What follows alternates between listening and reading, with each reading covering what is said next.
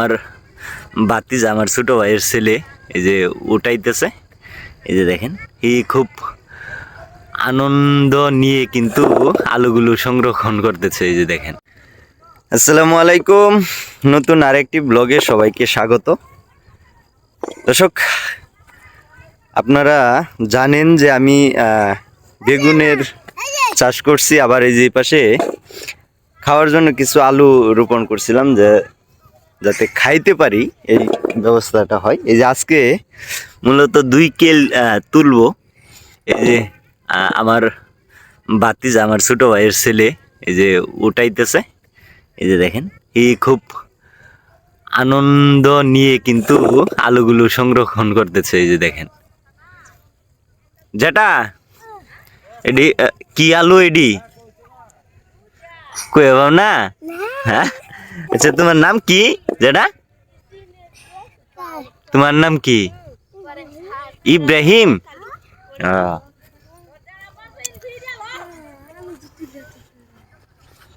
এই যে ইব্রাহিমে কিন্তু আলু টুকাইতেছে। এই যে এখনো কেল হয় না, আলু মোটামুটি কিন্তু মাশাল্লাহ ভালোই ধরছে। হ্যাঁ, তাই না?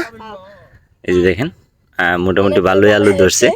আবার এই যে 2টা কেল কিন্তু উঠাইতেছে খাওয়ার জন্য। আস্তে আস্তে এই যে পুরাটা উঠাম। আব্বা ওই যে বেগুন নিয়ে আইতেছে। বেগুন কিন্তু অলরেডি বেচা শুরু করছি। দর্শক, আপনাদের চারা রোপণ করা দেখাইছি। আবার যেই বেগুনের ক্ষেত আছে, এটা কিন্তু পরিচর্যা কিভাবে করে, কিভাবে বিষ প্রয়োগ, আবার সার দিতে হয়, সেটাও কিন্তু আপনাদের সামনে তুলে ধরছি।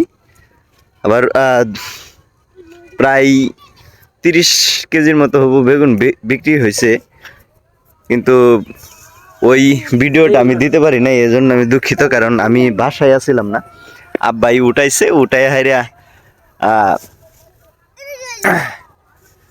আব্বাই ওটায় সংরক্ষণ করে রাখছে। তারপরে আমি বাজারে নিয়েছি, কিন্তু উঠানির ভিডিওটা আমি দিতে পারি নাই।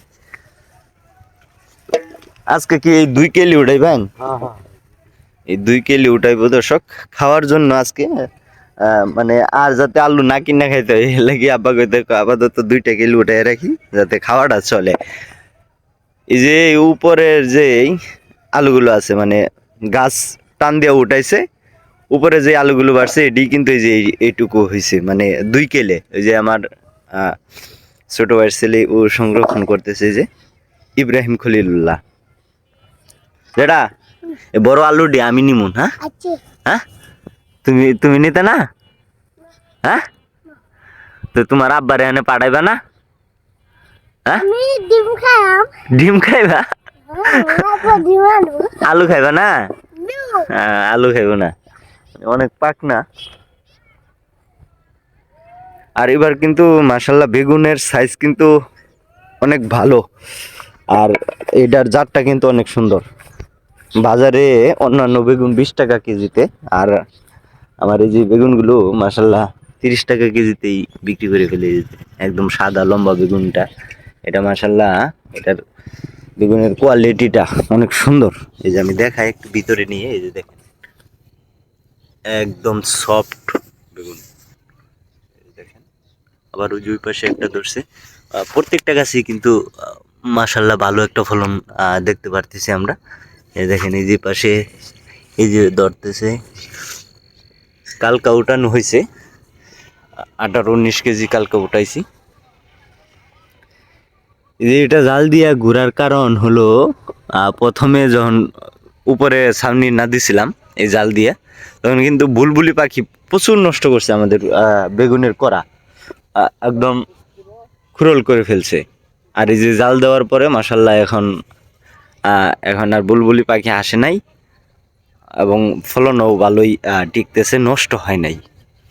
আর মূলত এই যে এই সাইডে আমি কিন্তু ফলেন আলু লাগাইছিলাম, আর এই যে এই পাশে দেশি যেই লাল আলুটা আছে, এই আলুটা, এটা এখনো ওই রকমই হয় নাই, কিন্তু এই যে এটা মোটামুটি একটু গাছ কিরকম একটু ড্যাম হইতে শুরু করতেছে। সবটি যেহেতু খাওয়ার জন্য লাগাইছি, সবটি একসাথে তুইলা সংরক্ষণ করাটা ঠিক হবে না, কারণ নতুন আলু নষ্ট হয়ে যাওয়ার আশঙ্কা থাকে। ওই যে অল্প অল্প করে 1-2 কেল করে 1-2 কেল করে উঠাবো, আবার এটাই খাইতে থাকবো, আবার উঠাবো, আবার খাইবো, এইরকম ভাবেই করতে হবে। কারণ নতুন আলু প্রথম অবস্থায় এত বেশি সংরক্ষণ করে কিন্তু আসলে রাখা যাবে না।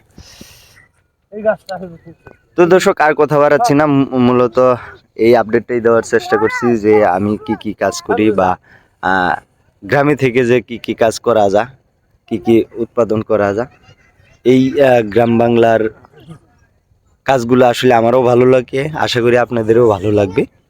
সেজন্যই মূলত দেখানো, যাতে আপনাদের একটু আগ্রহ বাড়ে, যাতে আমি বাড়িতে বসে যাতে বিভিন্ন ধরনের সবজি বা ফসল যেগুলো আছে এগুলো 2, 4, 5টা 10টা করে গাছ লাগাই আপনারা আপনাদের নিজের প্রয়োজনে যে খাবারগুলো আছে সেগুলো কিন্তু আপনারা তৈরি করতে পারেন। আমি যেরকম ওই পাশে বেগুনের পাশে কিন্তু কাঁচামরিচের গাছ লাগাইছি, মাশাল্লাহ কাঁচামরিচের ফলন ভালো হইতেছে। বেগুন লাগাইছি, ওই পাশে টমেটো লাগাইছি, এই পাশে ফলেন আলু লাগাইছি, ওই যে ওই পাশে দেশি যেই লাল আলুটা আছে ওইটা লাগাইছি। মোটামুটি এখন আমার কিন্তু মানে কোনো সবজি কিনা লাগতেছে না, সব সবজি কিন্তু আমার আমার হাতের।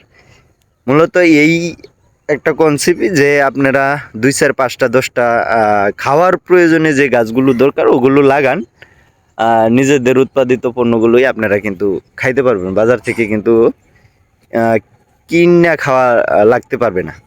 এই দেখেন, এই যে মাশাল্লাহ আলুর চেহারা কি, এই দেখেন যেটা দেখি কত বড় দেখছো, অনেক বড় দু। হ্যাঁ